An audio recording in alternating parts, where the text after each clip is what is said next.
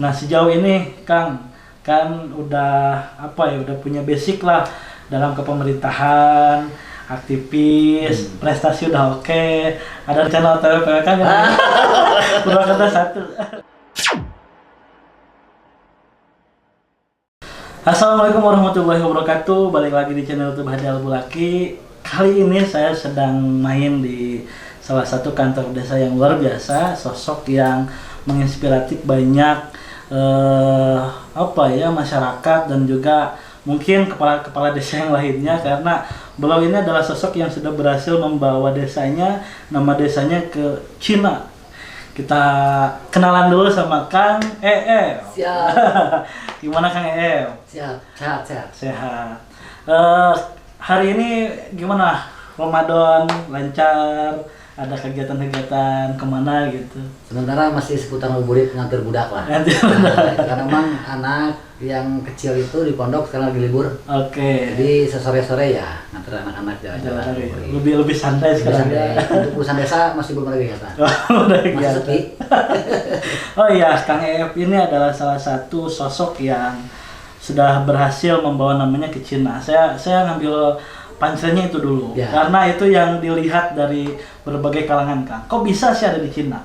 Ceritanya gimana, Kang? Itu hal yang memang di luar dugaan. Ya. Mimpi juga enggak, apalagi perencanaan pun enggak ada.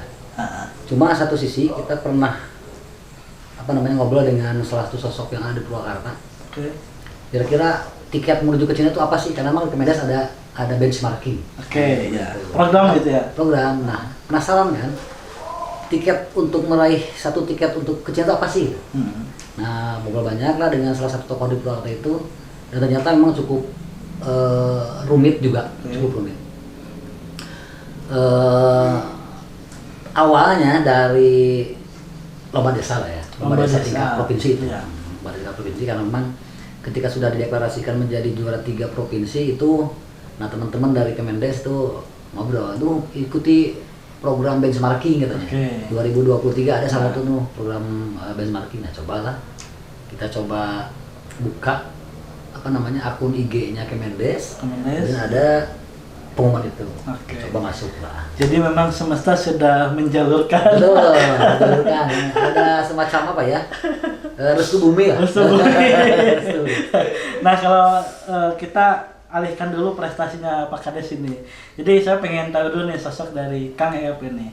Kang EF ini asli orang sini, Kang? Asli Talinggol. Kelahiran Talinggol Tonggol, kemudian besar di Talinggol Tonggol juga. Ya paling kuliah di Bandung. Kuliah di Bandung. Ya. Di UIN apa di mana, Kang? Di UIN, dulu IAIN. Iya. Injun ini di sini. Nah, kalau dilihat dari sosok hari ini yang sudah menjabat jadi kepala desa, Kang ya, ada nggak sih Kang dulu tuh keimplan jadi saya mau jadi ini gitu. Tiba-tiba hari ini malah jadi kepala desa. Bisa dikatakan terjebak dalam dunia yang baik lah. Terjebak dalam dunia yang baik. Betul. Dulu saya sempat 2006 itu jadi BPD, ketua BPD sampai 2012. Kemudian udah up lah di desa-desaan itu. Kemudian mencoba mendalami ilmu keguruan. Saya ngajar lah di salah satu sekolah swasta di Talinggol. Nah, itu masih warisan Aki juga, ada amanat juga. Nanti kalau udah tamat kuliah wayahna sekolah pajukeun. Itu kan bahasa itu kan yang tertanam dalam desa itu ada kewajiban lah. Betul. Nah, kurang lebih sampai 2021 saya menjadi guru honorer swasta di salah satu perusahaan sekolah swasta. Dan pada akhirnya mungkin menemukan gerakan giroh untuk mengabdi secara general ya. Betul, itu. Jadi mengalir dengan sendirinya karena dulu saya paling senang urusan budaya. Semenjak masuk di BPD kemarin itu, saya sering baca-baca buku tentang desa, kemudian peraturan-peraturan tentang desa ternyata menarik juga. Kalau misalkan desa Talinggol Tonggol itu di set up sedemikian rupa gitu, karena memang potensi yang muncul di desa kita itu luar biasa. Pada waktu itu belum sempat ke up gitu. Iya. Nah kalau bicara potensi Kang, kalau di desa Talinggol Tonggol ini apa aja potensinya? Dulu sempat tidak terlihat ya adanya salah satu tanah kas desa yang menurut saya itu sebuah potensi yang belum tentu setiap desa punya. Ada tanah bengkok tuh. Tanah bengkok itu kan salah satu tanah yang hadiah dari pemerintah. Dari pemerintah ya. Tempo dulu gitu kan. Tentunya tidak semua desa dapat tanah bengkok ya. Pasti kan dilihat dari prestasinya terlebih dahulu. Kan? Artinya bahwa Talingoto bahwa itu sudah ada giroh prestasinya dari awal itu sehingga 12,6 hektar tanah bengkok itu ada dari Talingoto gitu. Juga ya. Tapi sayangnya itu menjadi sebuah tanah yang telantar lah katakan dalam tanda kutip ya, karena yang terbagi dua itu 12,6 hektar tuh. Satu yang 8 hektar, satu lagi 4,6 hektar. Nah, yang 4,6 hektar itu lebih dekat ke permukaan persawahan, kemudian dekat ke pemukiman. Jadi yang kemarin rame-rame diusung jadi calon wisata itu apa kan? Itu salah satunya tanah kas desa TKD lah kalau istilah orang desa bilang TKD tanah kas desa. Itu potensinya luar biasa, berada di ketinggian itu kurang lebih 560 mdpl nggak salah itu ya. mdpl di atas GTK. Nah, itu semula itu kan ditanami oleh warga. Itu hanya ditanami pohon bambu yang katakanlah itu menjadi sebuah hutan pada akhirnya, nggak kelihatan potensinya gitu. Nah, 2020 ya, waktu saya jadi pendamping desa, saya ngobrol dengan kepala desa. Pak Kades, ini kayaknya bagus nih kalau misalkan kita kita rawat nih tanah khas desa ini menjadi potensi wisata gitu. Nah, dicobalah ngobrol dengan kepala desa, alhamdulillah nyambut. Dia menyambut dengan baik. Kira-kira dari mana mulainya? Dan kebetulan pada waktu itu 2020 ada program PKTD namanya, Padat Karya Tunai Desa. Saya ngobrol dengan Pak Kepala Desa, ternyata PKTD itu diadakan bomba badan. Jadi tidak semua bambu dibabat karena menjaga sumber air. Sumber air juga ya. Itu udah dimulai dari tahun 2020 lah. Nah, kalau lihat perjalanan itu juga pondasi Kang Eep ini pasti lahir dari sebuah aktivis nih. Boleh dong spill organisasi yang pernah diikutin. Dibilang aktivis enggak lah, paling waktu di kampus itu pernah aktif di PMI. Di Kodia Bandung. Tahun 2002 itu masuk di PMI Kodia Bandung, kemudian nggak lama sih, 2024 pas tamat kuliah selesai. Itu yang mengalir begitu saja. Kemudian di Purwakarta aktif di KNPI. Pada waktu itu saya punten diutus menjadi perwakilan AMK, Aliansi Muda Ka'bah. Itu langsung kelihatan kayaknya kemana arahnya ya. Nanti tahun 2007 kalau nggak salah itu kita menghadiri acara KNPI itu kongres apa namanya ya. Nah, KNPI itu saya utusan dari AMK. Pada waktu itu tahun 2006 kalau tidak salah, 2007 lah itu.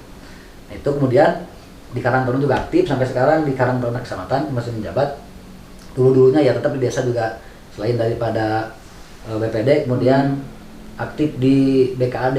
BKAD itu adalah Badan Kerjasama Antar Desa. Yang Badan Kerjasama Antar Desa.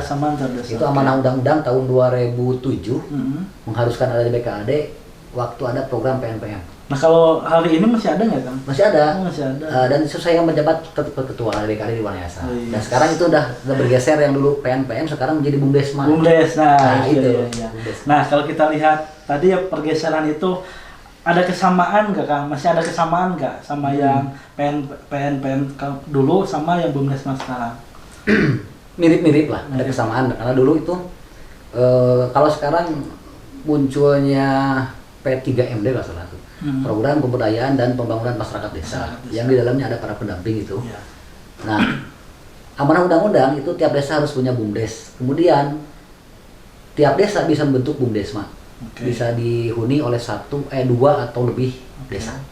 Nah, sehingga kemarin lahir Perpres nomor 11 tahun 2021 bahwa UPK ex PNPM itu harus bertransformasi menjadi bumdesma. Nah, alasan itulah sehingga hari ini seluruh UPK yang ada di Kabupaten Purwakarta bertransformasi menjadi BUMDes. BUMDes, mantap. Nah, menarik nih. Saya sih lebih nggak boleh ya? Nggak apa-apa, santai aja. Lebih kepengen tahu sejauh ini kan kalau saya baca-baca ya BUMDes itu kalau di Google banyak lah ya undang-undang dan sebagainya dan fungsinya. Pengen tahu dari kacamata kepala desa nih, yang mana BUMDes ini kan salah satu juga pengembangan inovasi ekonomi masyarakatnya kuat gitu untuk memfasilitasinya gitu. Nah kalau di desa Taringgo Tonggo itu gimana Kang? Nah itu justru saya pertama jadi kepala desa langsung melirik BUMDes. Karena jujur di Taringgo Tonggo punya pasar desa yang itu bisa menjadi aset desa, kemudian pengelolanya diserahkan ke BUMDes. Kemudian ada juga tanah kas desa yang tadi itu. Kemudian per 2017 ini sudah digagas oleh Pak Sekdes dan kepala desa yang terdahulu ada pengelolaan sampah mandiri. Nah, sehingga 3 unit usaha itu saya pasrahkan pas saya menjabat kepala desa tahun 2021 itu dipasarkan ke BUMDes sepenuhnya. Nah, sehingga BUMDes di sini alhamdulillah aktif ya kan. Aktif itu pertama ketika dipasrahkan pasar desa yang dulu semula pasar desa itu hanya menopang perekonomian desa, PADES lah katakan, itu hanya 13 juta per tahun. Nah sementara setelah saya pasrahkan ke BUMDes, itu menjadi 30 juta per tahun. Luar biasa itu, kemajuannya kurang lebih 103%. Iya, 103%. Biasa lah. 2 kali lipat lebih lah. Terus kalau dilihat dari kemanfaatan Kang, seberapa kan banyak ya BUMDes di yang hampir semua lah ya punya BUMDes. Tapi kan kita lihat juga progresnya ke arah mana gitu. Nah kalau di Taringgo Tonggo ini selain dari sisi tadi pasar ada lagi enggak Kang? Ada tadi karena memang BUMDes itu adalah di setup menjadi perusahaan desa. Mirip BUMN di tingkat nasional, kemudian BUMN di tingkat daerah. Nah di desa itu ada BUMDes sebetulnya. Nah, ketika kepala desa berpikir ingin menopang perekonomian desa yang lebih maju ya, maka BUMDes lah hidupi gitu. Nah contoh di Taringgo Tonggo itu selain daripada pasar desa ada 2 unit usaha yang hari ini menjadi pundi-pundi keuangan BUMDes. Salah satunya adalah pengelolaan sampah mandiri. Pengelolaan sampah mandiri. Yang itu alhamdulillah dari tahun 2017 sekarang masih berjalan. Cuma bedanya adalah 2017 sampai 2020 itu dikelola oleh desa dan sekarang dikelola oleh BUMDes. Kemudian hasil karena memang prestasi BUMDes cukup bagus, kita dapat panggilan dari Kemen PUPR nggak salah untuk mengikuti program bantuan kompetitif. Alhamdulillah kita dapat TPS 3R untuk pengelolaan sampah terpadunya. Nah ini keren, kalau kepala desanya dari backgroundnya aktivis itu keren. Jadi segala macam dikejar, kejar penasaran gitu. Pada akhirnya ya bukan untuk katakanlah bukan untuk lingkungan di sini doang Pak ya, masyarakat secara general. Betul. Keseluruhan. Karena jujur waktu tamparan keras bagi saya adalah pas begitu 2021 bulan 10 dilantik, tanggal 18 Oktober dilantik, pas Desember itu terjadi banjir. Luar biasa di Taringgo Tonggo, baru satu kejadian yang luar biasa Taringgo Tonggo ada banjir. Ada banjir ya. Nah, ternyata disinyalir itu ternyata ada sampah dalam sungai itu. Iya, karena itu ini menjadi sebuah tamparan telak bagi saya. Baru dilantik udah ketiban bencana yang luar biasa itu pun baru terjadi di Taringgo Tonggo gitu kan. Kan gini konsep semesta itu harus diberi masalah dulu. Tamparan dulu, masalah dulu baru solusi dan jadi energi. Iya benar. Nah Pak, kalau saya kepo nih masalah dana desa nih. Kalau Taringgo Tonggo arahnya kemana Pak? Dana desa karena memang jujur sisi batin saya berontak. Nah, kenapa tuh? Pertama, yang namanya desa itu kewenangannya harus mutlak, harus full. Nah ini enggak. Jadi hampir 50% dana desa itu masih dipandu gitu kegiatannya oleh pusat. Oh, kementerian. Berarti enggak, dana desa tuh hadir datang ke desa gitu ya. Ditransfer ke desa tapi tidak dikelola secara mandiri lah ya. Justru malah sebaliknya. Kan desa itu ada forum tertinggi dalam situ adalah musyawarah desa. Ketika musyawarah desa itu, sebelum musyawarah desa kan ada musdus, ada kalau desa itu ada musyawarah tingkat RW namanya. Itu penjaringan aspirasi dari mulai tingkat RW sampai tingkat dusun sampai tingkat desa. Seluruh masyarakat mengajukan usulan.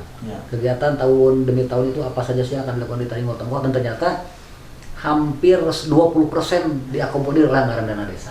Sisanya ya kita mandiri, cari peluang ke dinas-dinas yang lain. Iya. Luar biasa. Kalau Kang Ep hari ini up to date mengenai gerakan-gerakan, barangkali juga bisa melihat perkembangan zaman mengenai generasi anak muda nih. Saya mau nyentuh anak muda nih. Nah, boleh. Bagus, mari. Nah, kalau anak muda di pandangan Kang Ep ini sebagai punya kekuasaan, jabatan lah di desa setempat, apa sih yang diharapkan untuk anak-anak muda di sini? Atau apa yang sudah disupport dari desa untuk teman-teman anak muda di sini?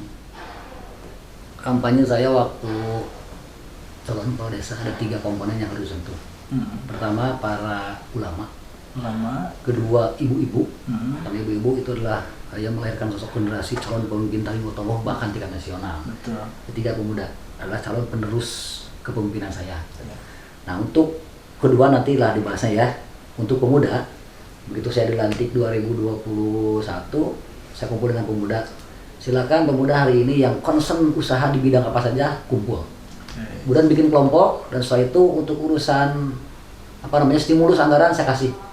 Dari dana desa per kelompok itu 20 juta, dan di kita ada 6 kelompok. Nah, masing-masing kan ada yang ngurus bebek, ada yang ngurus kambing, ada yang ngurus pertanian. Itu kita support modalnya, dan bukti bahwa saya peduli terhadap pemuda seperti itu. Jadi jangan ada pemuda yang hari ini mau kerja, mau usaha tapi kendala di modal. Ya, nah, betul, kita hadir, betul. memberikan solusi itu. Gitu. Betul. Kadang memang lebih ke keberaniannya sih Pak. Harus dibangun juga ya. Itu. Karena jujur lihat pemuda sekarang itu di Taribotowo kompak mudanya. Nah, maka kekompakan itu harus dimanfaatkan. Dalam artian kita arahkan ke hal yang positif. Gitu. Ya. Nah, kelompok ini misalkan di tematik kita ada 6 kelompok itu, yang satu ngurus bebek, satu ngurus kambing, satu pertanian, palawija dan sebagainya. Nah, ketika akhir tahun itu bisa sharing. Gayanya yang untuk domba silahkan ke kelompok anu gitu, tanpa harus keluar desa. Gitu. Betul. Nah, sehingga ketahanan ekonomi desa Taribotowo itu terjaga pada akhirnya gitu. Ya. Ekosistemnya hidup. Terus perputaran ekonominya juga hidup, dan banyak lagi. Nah, kemarin kan tadi udah saya bahas sepil udah pernah ke Cina nih. Udah pernah ke Cina. Sebelum ke Cina pasti ada beberapa prestasi yang sudah katakanlah dilakukan lah gitu. Nah, sebelum ke Cina dan provinsi itu ada lomba dulu ya Pak, tingkat kabupaten ya? Tingkat kecamatan dulu. Oh, kecamatan dulu. Kecamatan, terus tingkat kabupaten, kemudian tingkat provinsi. Oke. Kemudian tingkat nasional. Tingkat nasional. Tingkat nasional kemarin diwakili oleh Desa Cinta ya, juara pertama. Juara lomba desa. Kemudian kita dimasukin oleh KIP masa itu. KIP itu keterbukaan informasi publik. Nah, kita itu masuk di se-Jawa Barat itu 5 desa yang didelegasikan ke tingkat nasional untuk mengikuti lomba keterbukaan informasi publik. Tapi itu dari Kemendes? Bukan. Oh, dari di provinsi itu? Dinas itu dinas yang mengurusi urusan informasi publik lah. Iya, itulah. Kayak dinas itulah. Nah, sayangnya kita di tingkat nasional itu peringkat ke-22. Nasional itu, tapi kan luar biasa. Luar biasa, dari beberapa desa yang pada itu ya bukan beberapa ribuan yang masuk di lomba KIP itu 80 nggak salah, 80 desa. Luar biasa. Nah, kalau saya boleh tanya nih, peran dari pemerintah apa nih Pak? Apa dulu nih? Peran pemerintah apa ya, secara apresiasi, secara perhatian, apakah hanya mendukung dan mengawal desa ini udah selesai juara ini, atau ada apa nih gitu? Dulu pas begitu terdengar kita juara 3 provinsi, DPMD Purwakarta mengarahkan seluruh tamu-tamu yang akan studi banding ke desa itu ke desa saya. Di antaranya ada desa Sumatera dari provinsi Sumatera Barat, kemudian ada juga dari Kalimantan. Udah 2 provinsi datang ke sini untuk studi banding. Nah, sementara itu sisi lainnya, jujur karena memang saya berpendapat kalau pembangunan di desa itu harus berupa fisik. Ya. Nah, kebanyakan itu kan karena memang kepala desa dilihat sukses atau tidaknya adalah tergantung bagaimana banyak atau tidaknya menyentuh sisi fisik. Oke. Nah untuk urusan itu sementara saya belum dapat dari Pemda Purwakarta, kemudian dari provinsi pun belum dapat. Iya. Kemarin ada usulan sih dari Komisi 1 Provinsi. Pada waktu kunjungan ke Desa Talimotongo, beliau menjamin akan mendapat naskara katanya untuk desa yang berprestasi, kemudian dengan IDM yang tingkat IDM itu udah mandiri. Kebetulan kita udah mandiri, kemudian prestasi juga, tapi sampai saat ini kita belum dapat itu yang belum ada informasi lagi ya. Dong. Luar biasa. Ini Kang Ep ini sosok yang punya giroh luar biasa. Nah, kalau kita lihat semangat Kang ya, Kang Ep ini kesemangatan itu lahir dari bentuk perjalanan spiritual dong. Ya, perjalanan spiritual. Dan konteksnya umum ya, konteksnya umum. Apa sih yang menyentuh bahwa saya harus mengabdi lah, contoh mengabdi kepada masyarakat, melayani masyarakat. Kan jadi kepala desa juga pelayan. Betul, pelayan. Apa tuh Pak? Awalnya ada rasa penasaran karena 2015 saya jadi pendamping desa. Itu membawa amanah undang-undang desa pertama kali tahun 2015. Kemudian saya kan kunjungan ke desa-desa sebagai pendamping desa. Dan ternyata dari 15 desa yang ada di Kecamatan Maesa itu lihat potensi luar biasa. Ada keinginan, karena jujur ide saya, masukan saya terhadap kepala desa itu jarang dilakukan. Entah apa kendalanya, yang jelas itu menjadi sebuah rasa penasaran. Nah pas kebetulan di Talimotongo 2021 itu ada pilkades, saya mencoba lah setidaknya rasa penasaran ini ketika saya jadi kepala desa itu terlampiaskan. Dan alhamdulillah memang benar apa yang menjadi cita-cita saya, apa yang menjadi gentas hati abdi gitu ya, apa yang mana ya itu tersampaikan. Jadi waktu demi waktu, satu demi satu tersampaikan lah. Salah satunya kan saya punya niat bahwa di Talimotongo itu agamis. Agamis ada beberapa majelis taklim yang menjadi lembaga pendidikan bagi ibu-ibu, kemudian lembaga pendidikan bagi anak-anak yang mengurusi anak kecil ngaji itu, kemudian guru-guru ngajinya luar biasa, itu belum tersentuh. Nah sehingga begitu saya jadi kepala desa ada insentif guru ngaji. Buat kepala buat usan yang memang punya murid atau setidaknya punya lembaga pengajian ibu-ibu. Sorry Pak, kalau intensif buat guru ngaji ini datang dari daerah atau dari desa? Dari desa kan kebetulan pada waktu jadi pendamping kita ngobrol dengan Pemdes Purwakarta bahwa beberapa anggaran dari desa di Purwakarta itu harus dilokasikan buat para guru ngaji. Nah salah satunya ada insentif guru ngaji. Kemudian berikutnya sisi fisiknya nih, kan nggak mungkin guru ngajinya kita kasih insentif, tapi lembaganya itu masih punten dalam tanda kutip masih rusak lah. Nah sehingga di Talimotongo itu berkomitmen selama saya menjabat setiap 1 tahun itu 2 majelis taklim direhab. Luar biasa nih, ini menarik nih. Ini nyambung dengan Kak Adi ini, punya siapa? Kiamat. Nanti ada beberapa majelis taklim yang harus dikunjungi di sini. Luar biasa nih, kan jarang nih Pak orang yang kadang udah punya jabatan dan udah ada di titik itu ya lupa aja gitu, mengalir aja. Apa sih yang jadi pakemnya Pak? Apanya? Yang jadi pakem ya saya harus melakukan totalitas kepada masyarakat, pembangunan secara ya fisik non fisik gitu. Itu tadi karena 3 komponen tadi itu harus disentuh. Ulama, ibu-ibu sama pemuda. Nah, ibu-ibunya kita tetap ada program yang namanya pemeriksaan bumi yang gratis. Jadi ibu hamil datang ke posyandu setiap sebulan sekali diperiksa, kemudian dikasih PMT. Pemberian makanan tambahan buat ibu hamil, kemudian sama balitanya. Nah sehingga ibu-ibu hamil di sini kan rata-rata punten. Bagi yang tidak beruntung ya katakanlah yang sisi ekonominya terhimpit, untuk memeriksa kehamilan itu kan cukup lumayan berat lah, lumayan. Sehingga kita sediakan fasilitas.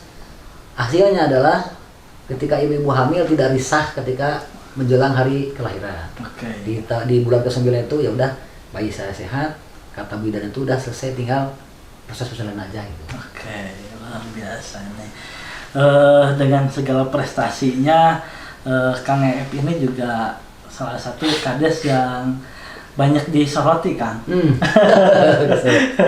Banyak yang disoroti, itu tanggapan Kang Ep gimana tuh Kang?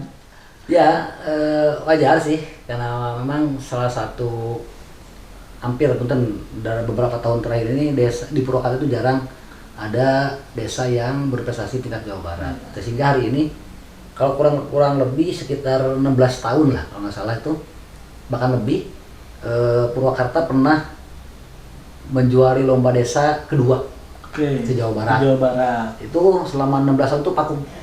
Nggak ada lagi sosok desa yang bisa tampil sebagai kontestan di tingkat provinsi. Nah, alhamdulillah hari ini Taringgo Tengah gitu lah. Nah, sehingga wajar ketika misalkan seluruh kepala desa itu menyoroti, ayah naon sih Taringgo Tengah sampai lagi. Nah, gitu kan? Betul. Ayah naon sih padahal sudah wae. Gitu kan desa dibere gitu kan. Betul. Nah, kan kalau lihat dari desa Taringgo Tengah nih, cakupan masyarakatnya berapa sih jumlahnya, Kak? Jumlah jiwanya 3.800-an, hampir 4.000 lah ya. Kemudian, nah yang unik nih. Ya. Begitu kepala desa pilkada selesai, orang-orang itu kades-kades itu sibuk dengan proses pemberhentian, bongkar pasang perangkat. Oh iya, gitu kan? Iya. Bisa enggak justru malah, saya mikir gimana nambah perangkat desa nih supaya orang lain mah bongkar pasang, kita menambah 1 orang. Iya. Kita pikirkan, ngobrol dengan BPD, udah kita mekarkan aja wilayah kita. RT-nya, gitu kan. Yang RT-nya semulanya 13 RT, sekarang menjadi 16 RT. 3 orang itu kan terserah. Iya. Kemudian RW nambah 1. Jadi asalnya 4 jadi 5. Dusun nambah 1, asal 2 jadi 3. Kita kan sudah memberdayakan kurang lebih 7 orang tuh. 7 orang. Betul. Nambah sumber daya manusia yang memang punten lah, sekalipun kecil itu dapat siltap lah gitu. Ya. Nah kan kalau sekarang kan nggak mudah, karena kayak berhentiin lah pasang copot tadi ya. Istilah pasang copot itu nggak mudah. Nggak mudah sekarang. Nggak mudah. Itu ada undang-undangnya kan? Ada undang-undang nomor 6 tahun 2014 itu mengatakan bahwa kepala desa itu ketika akan memberhentikan perangkat desanya itu harus mendapat persetujuan dari kecamatan atau katakan rekomendasi. Dan itu sebuah kewajiban. Nah, makanya di Taringgo Tengah itu beda dengan yang lain. Karena ada undang-undang seperti itu, maka power kepala desa kan akan hilang. Jadi kita enggak. Kita bikin sebuah perdes yang namanya SKPDes. Sasaran Kinerja Perangkat Desa. Itu tuh apa ya? Salah satunya adalah ketika ada perangkat desa yang kinerjanya jelek, ya evaluasi. Wayahna kita epkin. Gitu kan. Per 6 bulan sekali kita epkin. Taruhlah misalkan sekdes itu punya target kinerja 100%. Ketika 6 bulan hanya baru mencapai 50%, itu dapat nilai B. Nah, di akhir tahun misalkan masih tetap 50%, maka tetap B-nya kita kasih SP. Menarik. Ini bisa jadi simulasi buat di yang lain juga. Karena apa, untuk membangun produktivitas juga kita butuh tim yang memang satu alur dengan supervisi dengan kita. Betul. Gitu. Bukan seenaknya atau apa kayak gitu. Nah, kalau Pak Kades ini, Kang Ep ini dalam manajerial ya, katakanlah teamwork ini kan tidak mudah. Apalagi untuk cakupannya tadi jumlah masyarakat yang hampir 4.000. Itu bagaimana memanage masyarakat, Kang? Dalam sisi keamanan ya? Sederhana, kita tuh punya 16 RT, 5 RW dan 3 dusun. Nah, kalau misalkan 4.000 dipikirkan oleh kepala desa saja, wah lama-lama bisa mati berdiri lah.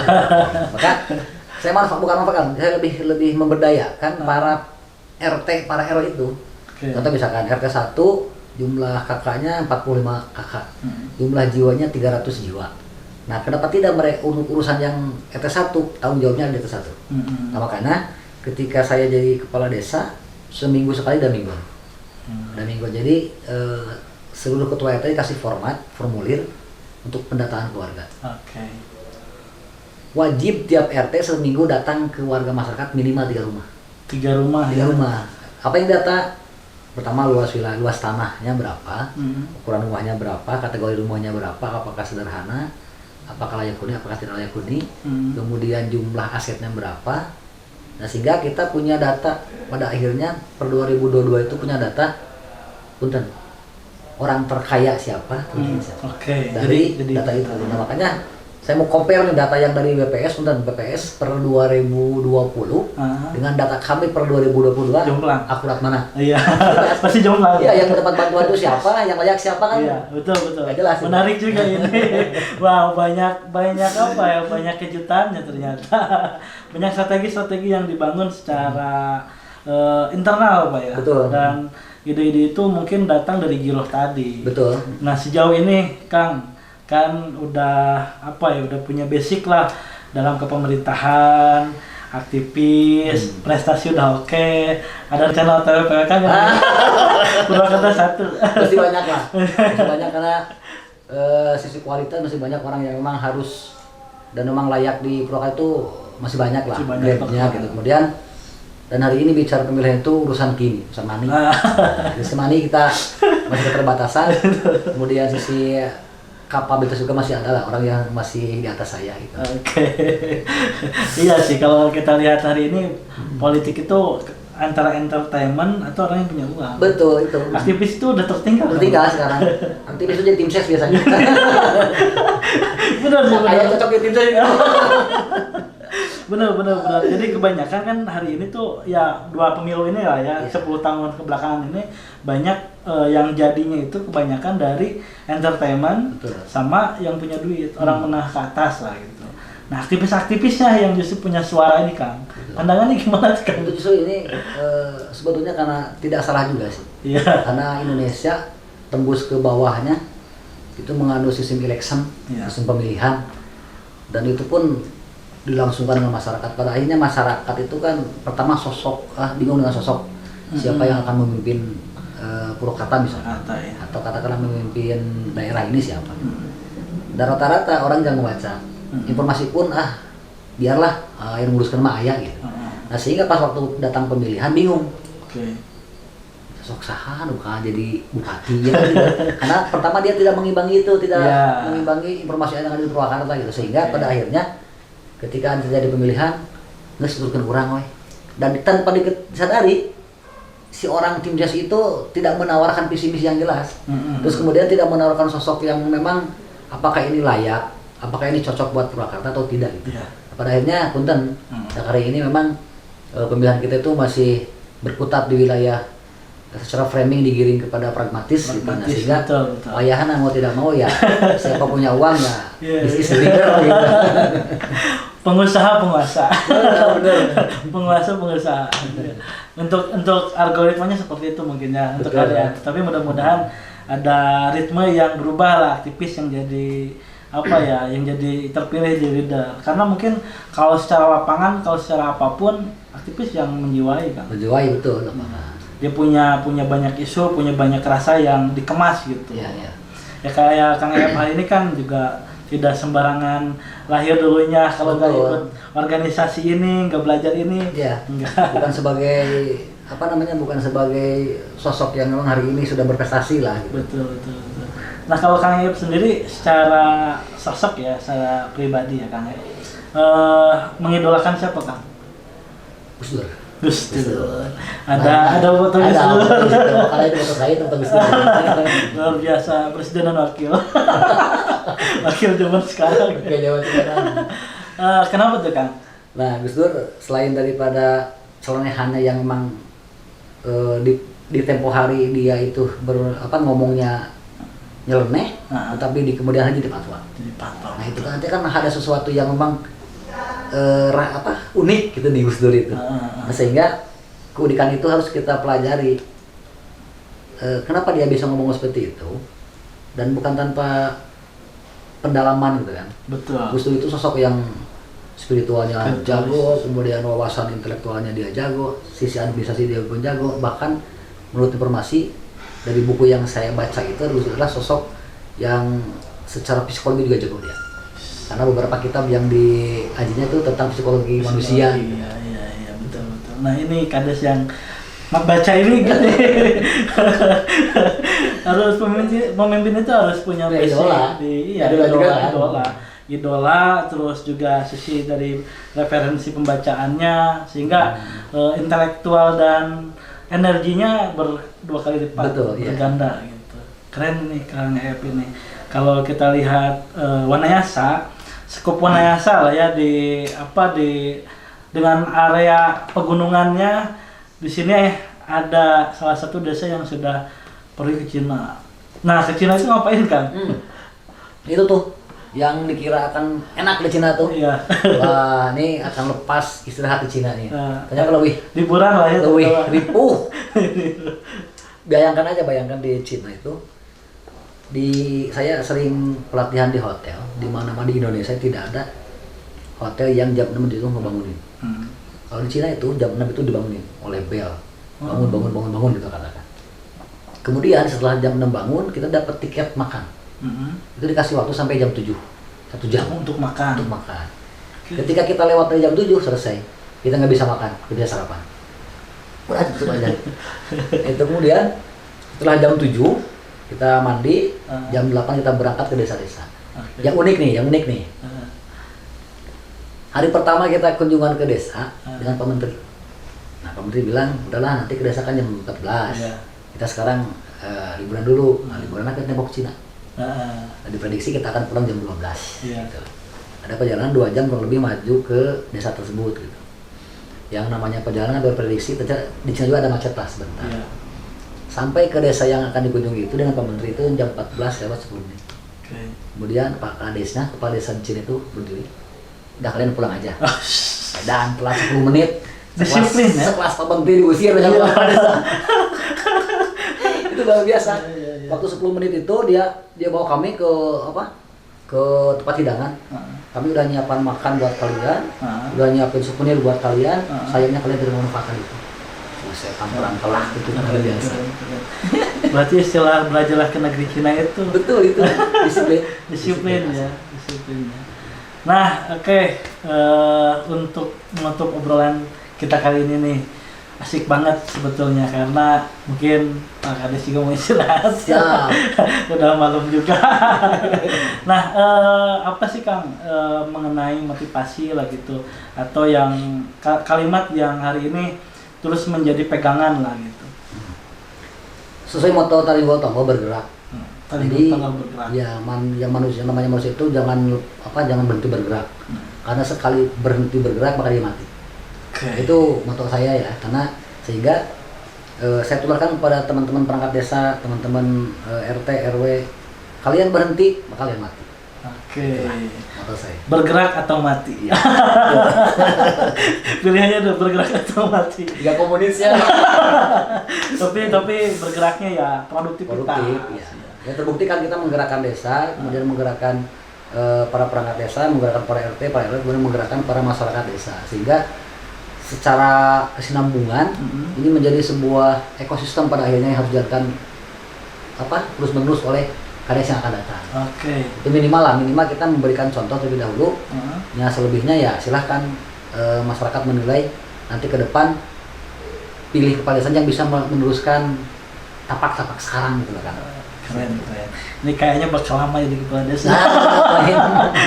Cuma di Ewan.